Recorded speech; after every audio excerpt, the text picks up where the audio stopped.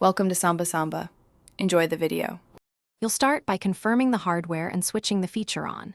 Reboot into BIOS and enable any NFC, embedded controller, or security device entries. This allows the OS to see the chip. Once done, boot Windows and install Dell-recommended chipset and NFC drivers so the device exposes a proper NFC node. Next, open Device Manager and verify a near-field communication device is listed and enabled. If it's disabled, right-click and enable to proceed to pairing and testing.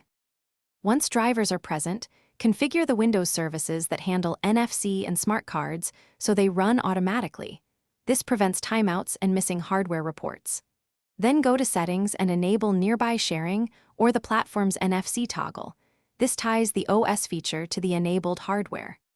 After that, launch a simple tag reader app or use an NFC-enabled phone in card emulation mode to test. If the reader app shows NDEF records or the phone pairs, the configuration is working correctly. Finish by validating typical workflows. Tap a tag to read, use contactless pairing with a phone, and transfer small files with nearby sharing.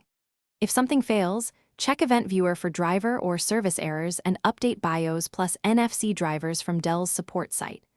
Make sure the tag or phone contacts the laptop's antenna area, usually near the keyboard or palm rest, because poor placement prevents detection.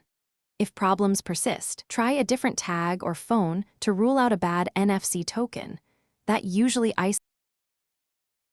Thanks for watching. Consider subscribing if we helped you.